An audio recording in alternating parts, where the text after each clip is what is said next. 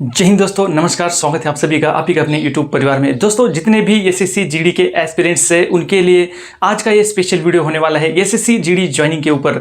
जैसे कि आपको पता ही होगा कि यहाँ पर एसएससी जीडी का ज्वाइनिंग लेटर रोजगार मेला के थ्रू आप तक मिल गया होगा, और जिनको नहीं मिला उनको मेल पर मिलने वाला है या मिल चुका होगा। और बाय पोस्ट का ऑप्शन जिन्होंने भी चुना है उनको भी जल्द से जल्द 5 से 7 दिनों के अंदर ज्वाइनिंग लेटर आपके घर में पहुंच जाएगा। साथियों, इसके बाद जो है कई सारे सवाल एसएससी जीडी एस्पिरेंट्स के मन में उठ रहे होंगे। उन सवालों के बारे में यहाँ पर चर्चा होने वाली है, तो वीडियो को जरूर से पूरा देखिए, तभी जाकर आपके डाउट्स क्लियर होंगे। और वो डाउट्स है दोस्तों, आपको ट्रेनिंग सेंटर पर पहले दिन आपका क्या होने वाला है, इसके बाद आपका ज्वाइनिंग के बाद सैलरी कब तक आएगी, ये भी बहुत बच्चों का पॉइंट यहाँ पर था। इसके बाद प्रोबेशन पीरियड क्या होता है और कितना होगा। दोस्तों, इसका एक प्रोबेशन पीरियड होता है, वो कितने दिन का होता है, कितने ईयर का होता है, वो भी यहाँ पर चर्चा करेंगे। ट्रेनिंग में फेल होने पर आपका क्या होगा, क्या आपको दोबारा ट्रेनिंग के लिए मौका दिया जाएगा, ज्वाइनिंग पहले करे या लेट जाने पर क्या होगा, और पहले करने पर क्या होगा। इसी के साथ वर्दी कब से मिलेगी, जिस वर्दी के लिए आप भर्ती हुए हो वो वर्दी आपको कब मिलेगी। तो ये सारी जानकारी आपको एक ही वीडियो के माध्यम से मिलने वाली है। तो वीडियो थोड़ी सी लंबी हो सकती है दोस्तों, लेकिन क्वालिटी के साथ कॉम्प्रोमाइज हम नहीं करने वाले, तो जरूर वीडियो को पूरा देखिए। तो सबसे पहले नंबर 1 पॉइंट दोस्तों, ट्रेनिंग सेंटर पर पहले दिन क्या होगा।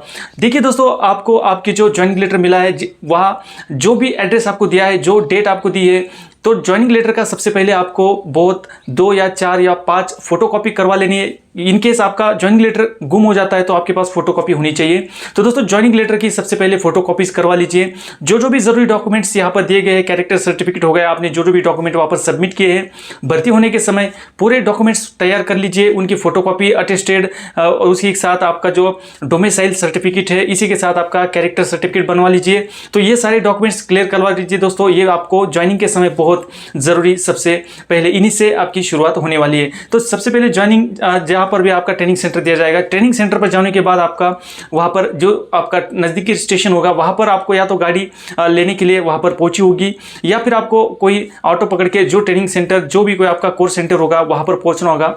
वहां पर पहुंचने के उपरांत दोस्तों आपका जीडी एंट्री किया जाएगा, यानी आपके पास जो एडमिट कार्ड होगा उसके आधार पर आपका वहां पर जीडी एंट्री किया जाएगा।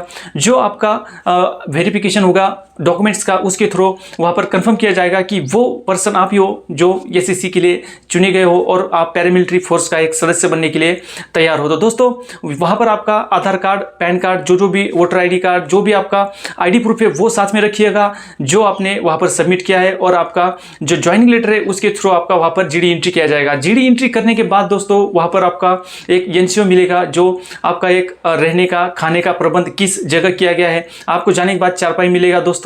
उसके बाद आपका मेस की जगह है वो आपको बताया जाएगा। तो दोस्तों, मेस और खाने की, रहने की पूरी प्रबंध वहां पर किया जाएगा। पूरी व्यवस्था करने के बाद दोस्तों आपको दोबारा ऑफिस में बुलाया जाएगा। वहां पर बुलाने के बाद आपको जो भी ऑफिशियल कार्रवाई होती है, जो भी डॉक्यूमेंटेशन की कार्रवाई होती है वो पूरी की जाएगी। आपका पूरा रिकॉर्ड वहां पर अपडेट किया जाएगा, नॉमिनी अपडेट किया जाएगा, आपका नॉमिनी कौन है, नॉमिनी का नाम लिखा जाएगा, पूरा घर का एड्रेस पूरा वहां पर ऑन रिकॉर्ड उसको लिया जाएगा। ये सब कार्रवाइयां होने के बाद वहां पर आपका एसबीआई का जो भी अकाउंट होगा वो आपका account number, pan card number और आपका वेंडर आईडी एक होता है वो भी बनवा लीजिए। इसी के साथ दोस्तों आपका बैंक पासबुक का जेरॉक्स भी वहां पर लगेगी। वहां पर बैंक अकाउंट आपका वेरीफाई किया जाएगा जिसमें आपका सैलरी आने वाला है। इसी के साथ दोस्तों आपको बता दूं, ट्रेनिंग सेंटर के पहले दिन तो ये सब कार्रवाइयां होती है। उसके बाद आपका धीरे धीरे 0 वीक शुरू होगा। वो अगली वीडियो में आपको बताऊंगा कि ट्रेनिंग में आपका क्या क्या होता है। थोड़ी सी वीडियो लंबी हो जाएगी अगर पूरा बताऊंगा। तो दूसरा पॉइंट यहाँ पर दोस्तों हम क्लियर करने वाले हैं, ज्वाइनिंग के बाद सैलरी कब से स्टार्ट होगी। सबसे इंपॉर्टेंट सवाल है साथियों बहुत सारे कैंडिडेट का कि सैलरी कब से स्टार्ट होगी। देखिए, जिस दिन आप वहां पर जीडी एंट्री करोगे, यानी जिस दिन आप वहां पर इन होगे, उस दिन से आपका सैलरी बनना स्टार्ट हो जाएगा। वहां पर आप चाहे 2, 3, 4 दिन पहले पहुंच जाओ, तब से आपका सैलरी वहां पर स्टार्ट हो जाएगा। तो ये सबसे अच्छी बात है कि जिस दिन आप वहां पर एंट्री करोगे उस दिन से ही आपका सैलरी बनना स्टार्ट हो जाएगा। तो साथियों, इसके बाद 3rd नंबर का पॉइंट यहां पर बच जाता है कि प्रोबेशन पीरियड क्या है और कितना इसका टाइम होता है। तो दोस्तों, प्रोबेशन पीरियड देखिए, आपका ज्वाइनिंग लेटर आपके हाथ में होने के बाद आप ट्रेनिंग कंप्लीट करते हो।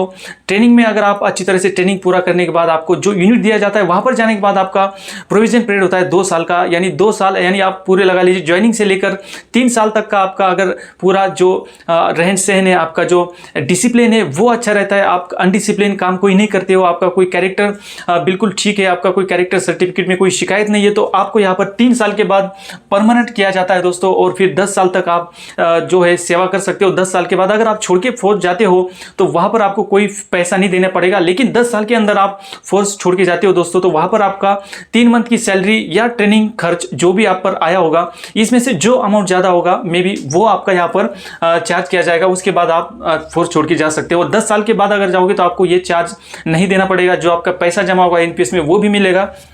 तो ये रहा दोस्तों प्रोविजन पीरियड का। तो आपको 3 साल बहुत फूक फूक के कदम रखना है, बहुत डिसिप्लिन फौजी बनकर वहाँ पर नौकरी करनी है।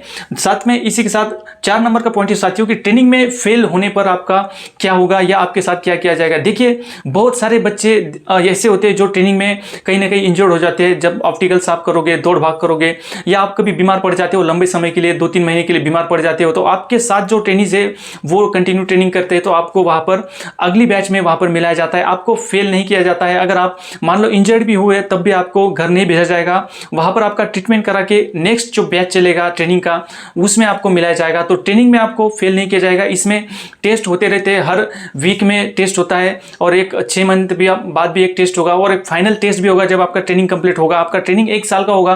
फाइनल टेस्ट में भी अगर आप किसी कारणवश फेल हो जाते हो तब भी आपको यहाँ पर घर नहीं भेजा जाएगा। ये डर आप दूर मन से निकाल दीजिए कि आपका ट्रेनिंग फेल होने पर आपको घर भेज दिया जाएगा। तो ऐसी कोई बात नहीं, आपको यहाँ पर दोबारा भी ट्रेनिंग के लिए मौका मिलेगा। तो ये आप डर मन से निकाल दीजिए कि ट्रेनिंग में फेल होने के बाद आपको घर भेजा जाएगा।